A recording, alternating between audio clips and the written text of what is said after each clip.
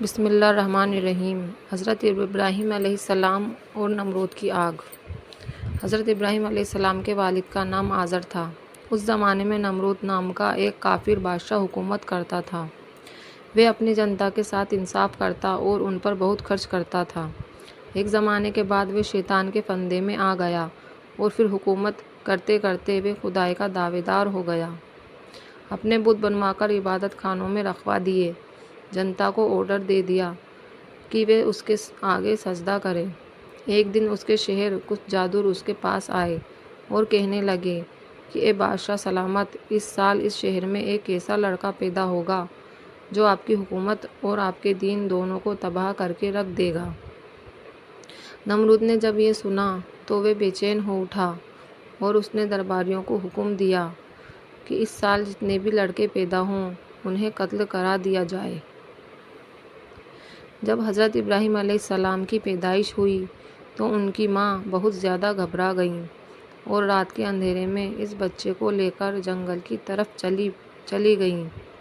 لڑکا بہت خوبصورت تھا۔ ماں کی ممتا جاگی اور وہ اسے سینے سے لگائے ادھر ادھر جانے لگیں۔ سامنے ایک نہر دکھی، اسی کے پاس ایک گفا تھی۔ ابراہیم علیہ السلام کی والدہ نے اس بچے کو ایک کپڑے میں لپیٹا اور روتے ہوئے اسے اسی گفا میں چھوڑ کر گھر کی طرف چل پڑیں۔ اپنے اس لڑکے کو دیکھنے کے لیے وہ روزانہ اسی گفا میں آتی اور لڑکے کو زندہ دیکھتی تو آنکھوں میں خوشی کے آنسو آ جاتے۔ وہ دیکھتی کہ حضرت ابراہیم علیہ السلام ایک انگوٹھے سے دودھ اور ایک سے شہد پیتے ہیں اور اصلی حفاظت کرنے والے اللہ کی پناہ میں جی رہے ہیں۔ اللہ کا ایسا کرشمہ دیکھ کر حضرت ابراہیم علیہ السلام کی والدہ حیران رہ جاتی ہیں اور پھر اپنے بچے کو اٹھا کر گلے سے لگا لیتی ہیں، دودھ پلاتی اور پھر روتی ہوئی گھر کو واپس آ جاتی۔ اس طرح جب بھی موقع ملتا تو بچے کو دودھ پلا کر واپس لوٹ آتی، اور جب کبھی بھی ماں کے پہنچنے میں دیر ہو جاتی تو حضرت ابراہیم اپنا انگوٹھا ہی چوس کر اپنا پیٹ بھر لیتے۔ سچ تو یہ ہے کہ ماں کا دودھ پلانا تو صرف ایک بہانہ تھا، ورنہ جس نے پیدا کیا تھا وہی انہیں اپنی نگرانی میں کھلا پلا رہا تھا۔ حضرت ابن عباس رضی کی روایت ہے کہ حضرت ابراہیم علیہ السلام ایک دن میں اتنا بڑھتے تھے کہ دوسرے لڑکے اتنا ایک ہفتے میں اتنا بڑھ پاتے ہیں، اور وہ ایک ہفتے میں اتنا بڑھ جاتے کہ دوسرے لڑکے اتنا ایک مہینے میں بڑھ پاتے، اور ایک مہینے میں وہ اتنا بڑھ جاتے کہ دوسرے ایک سال میں اتنا بڑھ پاتے۔ اس طرح دودھ پینے کی مدت بھی گزر گئی اور حضرت ابراہیم علیہ السلام میں کچھ سوجھ بوجھ پیدا ہوئی تو ایک رات میں اپنی امی سے پوچھنے لگے، کیا اس گفا کے باہر بھی کوئی دنیا ہے؟ ماں نے کہا، ہاں بیٹا، لیکن دشمنوں کے ڈر سے تمہیں یہاں چھپا رکھا ہے، ورنہ اللہ کی بنائی دنیا بہت لمبی چوڑی ہے۔ حضرت ابراہیم نے فرمایا، ماں اب مجھے اس گفا سے باہر نکلنا ہے، مجھے یہاں گھٹن محسوس ہوتی ہے۔ پھر حضرت ابراہیم علیہ السلام اس گفا سے باہر نکل آئے۔ رات میں آسمان پر چمکتے ستاروں کو دیکھا تو بولے، یہی میرا رب ہے۔ لیکن جب وہ ڈوب گئے تو فرمایا، میں ڈوبنے والے کو اپنا رب نہیں بناتا۔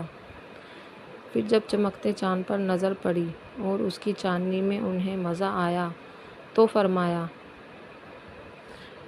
یہی میرا رب ہے اور اسی سے میں دل لگاؤں گا۔ لیکن جب وہ بھی ڈوب گیا تو اس کے رب ہونے کا یقین بھی ختم ہو گیا۔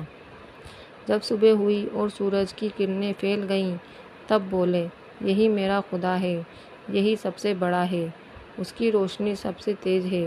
لیکن جب سورج بھی ڈوبنے لگا تو حضرت ابراہیم سوچ میں پڑ گئے اور بولے، علاوہ اس خدا کے جو بے مثال اور بے زوال ہے، میں کسی پر یقین نہیں کرتا۔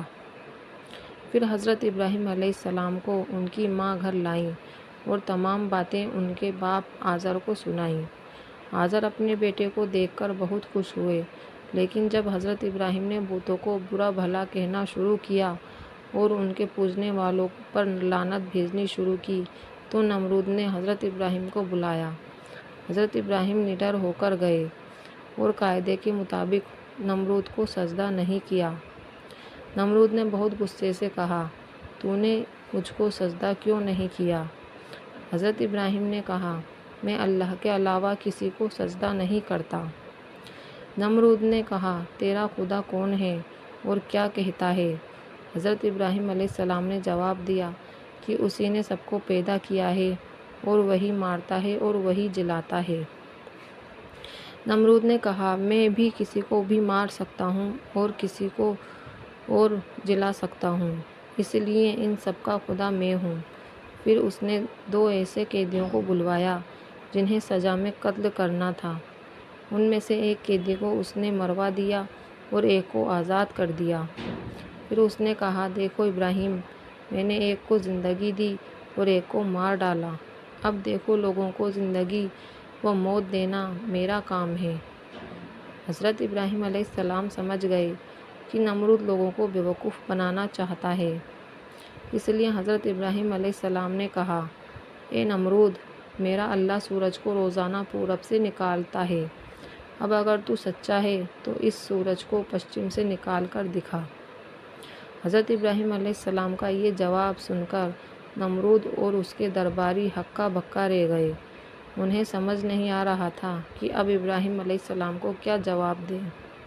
ایک دن حضرت ابراہیم علیہ السلام نے اپنے باپ آزر سے پوچھا، اے والد، یہ کیسی مورتیاں ہیں جن کی تم پوجا کرتے ہو اور رات دن ان کے آگے سجدے کرتے ہو؟ آزر نے کہا، اے ابراہیم، یہی ہمارے خدا ہیں۔ حضرت ابراہیم علیہ السلام نے فرمایا، اے والد، کیا آپ ایسے پتھروں کی پوجا کرتے ہو جن کے نہ کان ہیں نہ آنکھیں اور نہ جو تم کو فائدہ پہنچا سکتے ہیں نہ نقصان؟ آزر نے لاجواب ہو کر کہا، اے ابراہیم، اگر تو ہمارے خداؤں کو نہیں مانے گا تو بہت سخت سزا پائے گا اور لوگ تجھے پتھروں سے ماریں گے۔ اس کے بعد حضرت ابراہیم نے یہ پکا ارادہ کر لیا کہ وہ لوگوں کو بتا دیں گے کہ ان بتوں کو لوگوں کے اچھے برے کی کچھ خبر نہیں اور ان کے پوجنے میں کسی کو کچھ فائدہ نہیں۔ نمرود کی قوم کی عادت تھی، جب عید کا دن آتا تو ہر آدمی اچھا لباس پہنتا اور اچھے اچھے کھانے پکا کر بتوں کے سامنے رکھ کر عیدگاہ چلا جاتا۔ جب عید کا دن آیا تو سب نے حضرت ابراہیم علیہ السلام کو بھی عیدگاہ ساتھ چلنے کو کہا۔ حضرت ابراہیم نے ستاروں کی طرف دیکھ کر کہا، میں کچھ بیمار ہوں، اس لیے تمہارے ساتھ نہیں جا سکتا، تم چلے جاؤ۔ جب سب لوگ عیدگاہ چلے گئے تو حضرت ابراہیم ان مورتیوں کے پاس پہنچ گئے اور ان سے مذاق میں کہا، اے بتوں و مورتیوں، ایسا اچھا کھانا تو تمہارے سامنے رکھا ہوا ہے، اسے تم لوگوں نے ابھی تک کیوں نہیں کھایا؟ وہ پتھر کے بت بھلا کیا بولتے اور کیا جواب دیتے؟ جب بتوں نے کوئی جواب نہ دیا تو پھر ابراہیم نے غصے میں ایک کلہاڑی اٹھائی اور سارے بتوں کو توڑ ڈالا، کسی کے ہاتھ کاٹے اور کسی کا کان، مگر اس جگہ پر جو سب سے بڑا بت تھا اس کو کچھ بھی نہ کیا، اور ساری چھوٹی مورتیوں کو توڑنے کے بعد کلہاڑی اس بڑے بت کے گلے میں ڈال دی اور بت خانے کا دروازہ بند کر کے جلدی سے اپنے گھر آ گئے۔ لوگ جب عیدگاہ سے لوٹ کر بت خانے میں داخل ہوئے تو اندر کا منظر دیکھ کر حیران رہ گئے۔ کسی مورتی کا ہاتھ ٹوٹا ہے، کسی کا پیر، کسی کا کان نہیں ہے تو کسی کی کھوپڑی ہی غائب ہے، اور سب بڑی ذلت سے زمین پر پڑے ہیں۔ یہ دیکھ کر لوگوں کے منہ سے نکلا کہ کس ظالم نے ہمارے بتوں کا یہ حال کیا ہے۔ ان دنوں حضرت ابراہیم علیہ السلام ہمیشہ لوگوں کے سامنے بتوں کو برا بھلا کہا کرتے تھے، اس لیے سب کو یقین ہو گیا کہ یہ سب حضرت ابراہیم علیہ السلام نے ہی کیا ہے۔ سب کو بہت غصہ، اور پھر سب حضرت ابراہیم کے گھر پہنچے اور اس توڑ پھوڑ کے بارے میں سوال کیا تو حضرت ابراہیم علیہ السلام نے لوگوں کو سمجھانے کے واسطے کہا، اے لوگوں، یہ میں نے نہیں بلکہ بت خانے کے سب سے بڑے بت نے ہی ساری مورتیوں کو توڑا ہے، تبھی تو اس کے گلے میں کلہاڑی لٹک رہی ہے۔ لوگوں نے کہا، ایسا کیسے ہو سکتا ہے؟ بت تو پتھر کے ہیں، وہ اپنی جگہ سے ہل بھی نہیں سکتے۔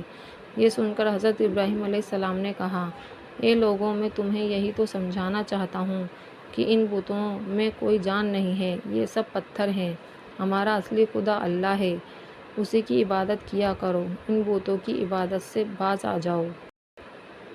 جب کے لوگوں نے ابراہیم علیہ السلام کا یہ جواب سنا تو غصے میں نمرود کے پاس پہنچے اور فریاد کی کہ ابراہیم نے ہمارے بتوں کو توڑا ہے، اس لیے آپ انہیں سخت سے سخت سزا دیں۔ نمرود نے حضرت ابراہیم کو بلانے کے لیے آدمی بھیجا اور بہت غضب اور غصے سے اپنے پاس بلوایا۔ بھرے دربار میں جب نمرود نے حضرت ابراہیم علیہ السلام سے بتوں کو توڑنے کے بارے میں سوال کیا تو یہاں بھی ابراہیم علیہ السلام نے وہی جواب دیا کہ یہ تو ان کے بڑے بت نے کیا ہے۔ پھر حضرت ابراہیم نے فرمایا کہ اے لوگوں، ایسا انسان تو سب سے بڑا جاہل ہے جو ان بے زبان پتھر کے بتوں کی پوجا کرے۔ اس وقت حضرت ابراہیم علیہ السلام نے اتنی اچھی طرح لوگوں کو سمجھایا کہ اسی دربار میں بہت سے لوگ مسلمان ہو گئے۔ نمرود نے جب یہ معاملہ دیکھا تو حکم دیا کہ ابراہیم کو جیل میں قید کر دیا جائے، ورنہ یہ لوگوں کو پریشان کریں گے۔ لیکن کافروں نے مطالبہ کرنا شروع کر دیا کہ ابراہیم کو آگ میں جلاؤ، تبھی ہمارا غصہ ٹھنڈا ہوگا۔ نمرود کے حکم پر پہاڑ کے پاس 160 گز کا مکان بنایا گیا، ڈھیر ساری لکڑیوں کو جمع کر کے اس میں آگ لگائی گئی۔ آگ کے شعلے اتنے بلند ہوئے کہ اس کے اوپر سے پرندے بھی اڑنے کی ہمت نہ کر سکتے تھے اور نہ کوئی آدمی اس آگ کے نزدیک جا سکتا تھا۔ وہ آگ اتنی تیز جلائی گئی تھی کہ کوئی اس کے پاس بھی جاتا تو جل جاتا، کیونکہ ساری لکڑیوں کو ایک ہی وقت میں آگ لگائی گئی تھی، اس لیے آگ کی لپٹ اور زیادہ تیز تھی۔ جب ساری لکڑیاں جل گئیں اور پتھر کو کوئلہ لال پڑ گیا اور اس آگ میں ڈالا ہوا لوہا پگھل کر پانی بن گیا تو نمرود سوچنے لگا کہ حضرت ابراہیم کو اس آگ میں کیسے ڈالا جائے، کیونکہ اس آگ کے پاس جو بھی جاتا وہ جھلس جاتا تھا۔ آخرکار شیطان نمرود کے پاس آیا اور اس نے سمجھایا کہ ایک جھولا بناؤ اور اس میں ابراہیم علیہ السلام کو بٹھا کر آگ میں پھینک دو، اس طرح یہ آگ کے ٹھیک بیچوں بیچ میں جا کر گریں گے۔ نمرود کو یہ طریقہ بہت پسند آیا اور اس نے اپنے درباریوں کو حکم دیا کہ ایک 3 کھمبوں کا جھولا بناؤ اور پھر ابراہیم علیہ السلام کو اس میں بٹھا کر آگ کی طرف پھینک دو۔ لہٰذا ایسا ہی کیا گیا اور پھر ابراہیم علیہ السلام کو اس جھولے میں بٹھا کر آگ کی طرف پھینک دیا گیا۔ ابھی حضرت ابراہیم علیہ السلام کا جھولا ہوا میں ہی تھا کہ فرشتے اللہ سے دعا کرنے لگے کہ اللہ، ابراہیم کے دل میں آپ کی محبت ہے، آپ کی محبت کی وجہ سے آج انہیں آگ میں ڈالا جا رہا ہے، اے اللہ ان کی مدد فرما دیجیے۔ اللہ تعالیٰ نے فرشتوں سے کہا کہ اے فرشتوں، تم لوگ میرے ابراہیم کے پاس جاؤ اور ان کے سامنے اپنی مدد پیش کرو، اگر وہ مان جائیں تو ان کی مدد کر دینا، ورنہ مجھے اور میرے دوست ابراہیم کو چھوڑ دو، یہ میرا اور میرے خلیل ابراہیم کا معاملہ ہے۔ لہٰذا فرشتوں نے ابراہیم علیہ السلام کے پاس آ کر مدد پیش کی، مگر آپ علیہ السلام نے ان کی بات سن کر فرمایا، اے فرشتوں، واپس چلے جاؤ، مجھے تمہاری کوئی ضرورت نہیں، میرا اللہ مجھے دیکھ رہا ہے۔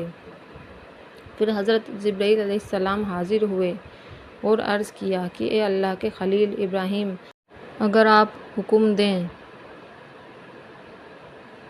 تو اس آگ کو میں ایک پھونک مار کر بجھا دوں اور آپ کو اس سے بچا لوں۔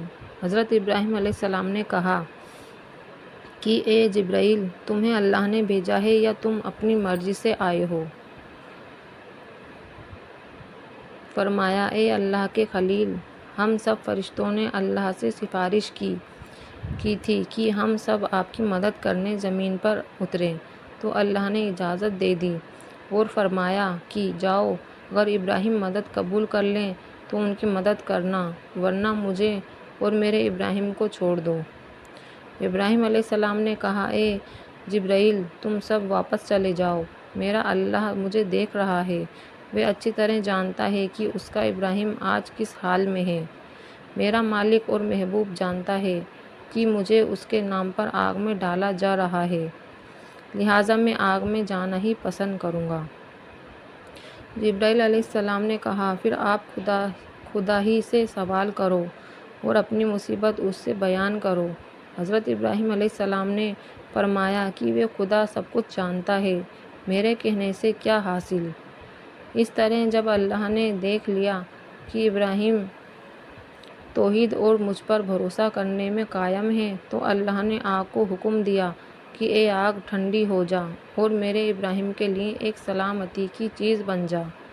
حضرت ابراہیم علیہ السلام پورے 7 دنوں تک اس آگ میں رہے اور اس بیچ ان کے لیے جنت سے حضرت جبرائیل کھانا لے کر آتے تھے۔ جب 7 دن گزر گئے تو قوم کے لوگوں نے چاہا کہ دیکھیں کہ آگ بجھی ہے یا نہیں۔ نمرود بھی ایک اونچے محل پر چڑھ کر روزانہ اس آگ کو دیکھا تھا، کیونکہ اسے ڈر تھا کہ کہیں ابراہیم علیہ السلام زندہ نہ بچ جائیں، اس لیے کہ اگر وہ صحیح سلامت واپس آ گئے تو مجھ پر اور میرے ملک پر بڑی ہی آفت آ جائے گی۔ جب کبھی وہ اپنے دل کی بات اپنے ساتھیوں کے سامنے کہتا تو پھر ہر ایک کی تسلی کے لیے ساتھ ہی یہ بھی کہہ دیتا کہ انسان کیا ہے کہ جل کر راکھ نہ ہو جائے، اس آگ میں تو اگر لوہا بھی ڈال دیا جائے تو وہ بھی پگھل کر بہہ جائے گا۔ جب حضرت ابراہیم علیہ السلام ان راکھ کے پہاڑوں سے نکل کر باہر تشریف لائے تو لوگ حیران رہ گئے، اور پھر نئے سرے سے حضرت ابراہیم علیہ السلام نمرود کو نصیحت کرنے لگے۔ نمرود نے تھوڑے دن کی مہلت مانگی اور معاملے پر سوچنے کا وعدہ کیا۔ اس نے حامان سے، جو اس کا وزیر تھا، صلاح لی اور ایمان لانے کا ارادہ ظاہر کیا۔ اس ملعون حامان نے کہا، اتنے زمانے تک تو آپ نے خدائی کی، اب بندگی اختیار کریں گے اور دنیا بھر میں اپنے کو رسوا کریں گے۔ جب حضرت ابراہیم نے مہلت گزر جانے کے بعد ایمان لانے کی مانگ کی تو نمرود نے نہایت چاپلوسی اور نرمی سے کہا، ایمان لانا تو میرے لیے بہت مشکل ہے، مگر ہاں، تیرے خدا کے لیے ایک بڑی قربانی دینے کے لیے میں تیار ہوں۔ حضرت ابراہیم علیہ السلام نے فرمایا، بغیر ایمان کے کوئی قربانی خدا کے دربار میں قبول نہیں ہوتی۔ نمرود نے 4000 گائے اور بہت سی بکریوں اور اونٹوں کو اللہ کی خاطر ایک بڑے میدان میں قربان کیا، لیکن حامان کی شیطانی کی وجہ سے اس کا ٹھکانہ دوزخ ہی رہا۔ نمرود کی تباہی۔ حضرت ابراہیم نے نمرود سے کہا کہ تو برے کام چھوڑ دے اور پشیمان ہو کر خدا کے آگے آ جا۔ خدائے تعالیٰ نے تجھے 400 سال سے بادشاہت دے رکھی ہے، اور اسی طرح اس نے مجھے ایسے معجزے دیے جو دین حق پر گواہ ہے، اور تو ہے کہ اب تک اپنے کفر سے باز نہ آیا اور اپنی نادانی اور ہٹ دھرمی سے خدائی کا دعویٰ کیے چلے جا رہا ہے۔ جان لے، یہ خدا کا لشکر اتنا زیادہ ہے کہ تو اندازہ بھی نہیں کر سکتا، اور تجھے تو غارت کرنے کے لیے ایک ادنا لشکر کافی ہے۔ نمرود نے کہا، میں نہیں سمجھتا کہ زمین پر میرے سوا کوئی دوسرا بادشاہ ہے، اور اگر آسمانی بادشاہ کی فوج ہے تو اس سے کہو کہ وہ مجھ پر بھیجے اور پھر میری لڑائی اور طاقت کا تماشا دیکھے۔ حضرت ابراہیم نے دعا کی تو حضرت جبرائیل نازل ہوئے اور کہا کہ نمرود سے کہو کہ ہماری فوج آ پہنچی، تو تیار ہو جا اور اپنی فوج لے کر میدان میں جنگ کر۔ 3 روز کی مہلت میں نمرود نے اپنی پوری فوج بلا لی، ایک میدان میں سب جمع ہوئے۔ چوتھے روز نمرود کی فوج کے مقابلے میں تنہا حضرت ابراہیم سامنے آئے۔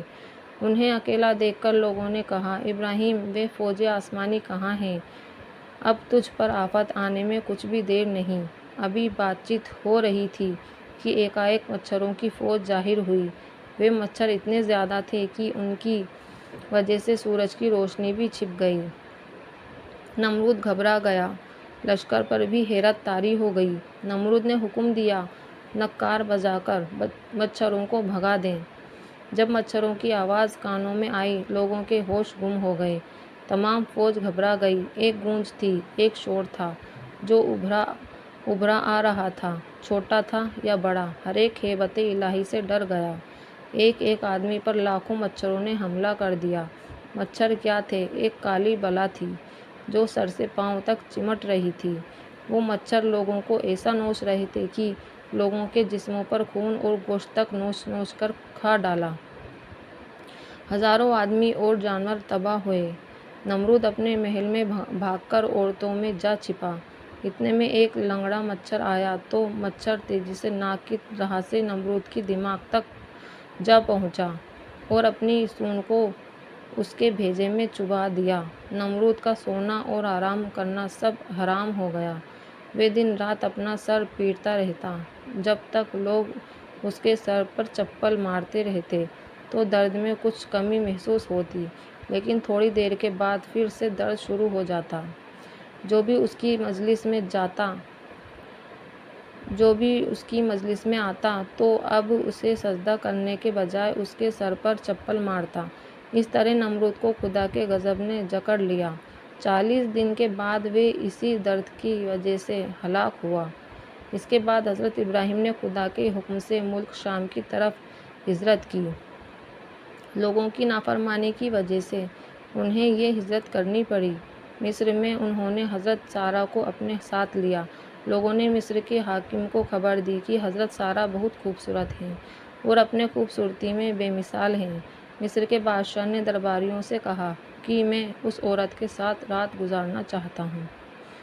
ایسے ہی سچے قصے سننے کے لیے ہمارے چینل کو سبسکرائب کریں۔